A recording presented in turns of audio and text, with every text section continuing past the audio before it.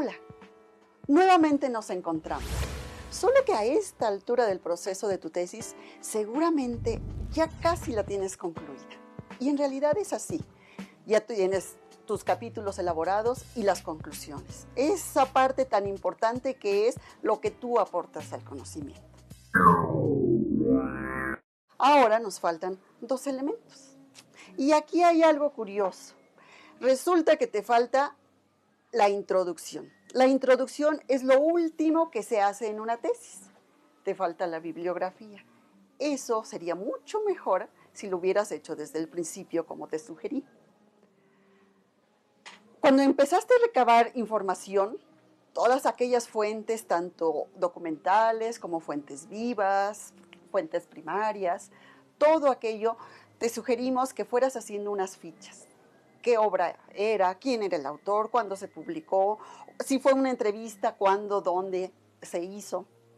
Si se trata de imágenes o de objetos que pudieran servir según el área de tu tesis, todo eso debiste haberlo documentado en su momento y entonces, a esta altura, tú ya tienes prácticamente hecha la bibliografía. Esta es una parte muy importante de tu tesis porque es la que va a dar soporte y credibilidad a todo lo que hayas escrito, a todo lo que hayas elaborado. Por eso es conveniente que la bibliografía incluya, según desde luego el tema y el área, tanto fuentes históricas, pero también actualizadas. Si es un tema moderno, contemporáneo, es muy importante que la bibliografía sea actual. Esto quiere decir, no sé, dependiendo del tema, desde luego, 10 años hacia la fecha. Cuando usamos bibliografía anterior, muchas veces ya está superada. Entonces, procura buscar la bibliografía, las fuentes más actualizadas sobre ese tema, que ya lo hiciste para elaborar tanto el capítulo 1 como el capítulo 2. Ahora, ¿cómo se hace esa bibliografía? Esa bibliografía debe contener todos los datos que te pidan los estilos de redacción. Como comentamos anteriormente, hay varios estilos, hay unos son más comunes que otros, y esos debes tú seguir el que te recomiende tu universidad, tu facultad o tu director de tesis. Dijimos también que siempre tenía que ser la misma, no se vale revolver estilos. En algunas áreas es más conocida, más empleada el APA, en otros el Chicago, en otros está el MLA, el ISO, en fin, hay varios estilos, pero siempre uno. Y así como usaste un estilo para las citas y las referencias, también debes mantener ese mismo estilo para la elaboración de la bibliografía. En general, todas contienen los mismos datos. Lo que varía es la manera en que se colocan.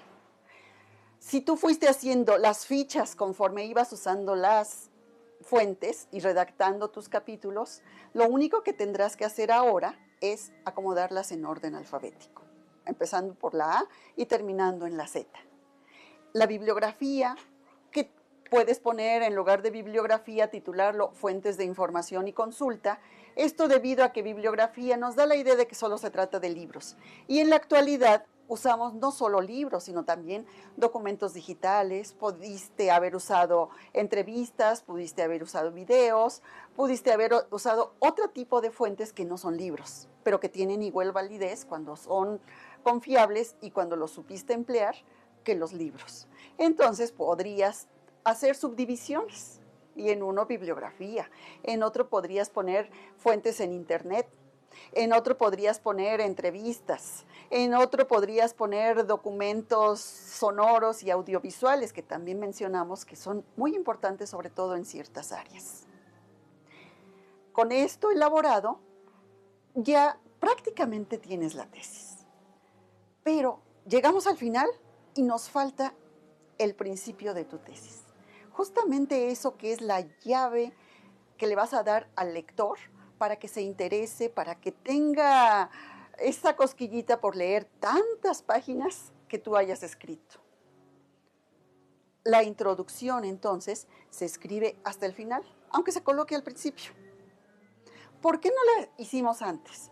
Bueno, porque la introducción nos va a decir qué detalles tiene tu tesis, cuántos capítulos, qué cosas en particular hay de información en cada uno de los capítulos, alguna conclusión interesante que aunque no la describas en su totalidad, tú tienes que decirle al lector, aquí van a encontrar esto. Es como un acertijo, es como de invitarlos a una búsqueda, a una aventura que tú viviste, pero que tú ya la escribiste para el lector.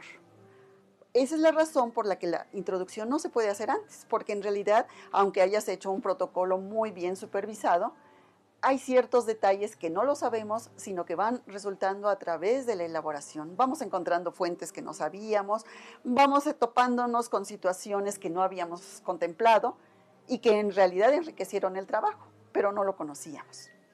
Cuando tú tienes ya tus conclusiones y tu bibliografía, entonces sí, es momento de empezar a elaborar la introducción. Lo mismo sucede con los anexos. Los anexos, los apéndices, pregunta a tu asesor cómo le va a llamar, si apéndices, anexos o si prefiere algún otro subtítulo, que será muy conveniente. Estos van al final.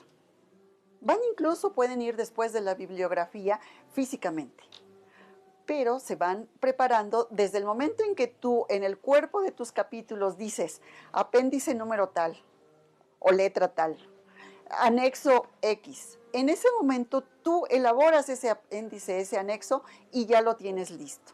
Ya al concluir todo, lo único que haces es adjuntarlo a todo el trabajo.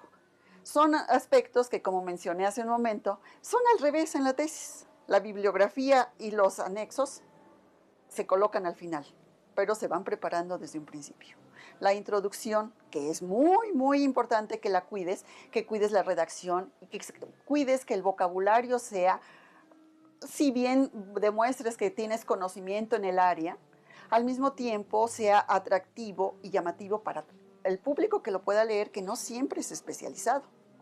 Las tesis las puede leer alguien muy especializado en tu área, pero también puede leerlo otro estudiante que esté preparando su tesis que no sea del área, pero que esté de alguna manera relacionado con tu tema. Entonces ahí tienes que meterle creatividad e ingenio para que sea una llave hacia tu tesis, el cofre que tú has preparado de conocimientos. Ahora sí, tienes ya la tesis completa. Ya tienes todo el contenido y todas aquellas partes que le van a dar el formato de tesis. Te sugiero, antes de entregarla a los sinodales, dale otra revisada. Vuelve a leerla. Revisa y revisa. Dale a alguien más, a quien le tengas confianza y que sepa del tema, a que también le dé una revisada. Con tanta apuración a veces se nos pasan detalles insignificantes, pero que demeritan la presentación de tu trabajo. Muy importante, comas, acentos, ortografía, estilo, que no se repitan demasiado ciertas palabras en un mismo párrafo. Y todos esos detalles, que si las imágenes quedaron bien colocadas, que si no, acomódalas, cómo van a lucir más, cómo se entiende más dentro del contexto del párrafo o del capítulo donde las insertaste. Enhorabuena, lo lograste, ya estás en el paso final. Lo que sigue es el examen profesional.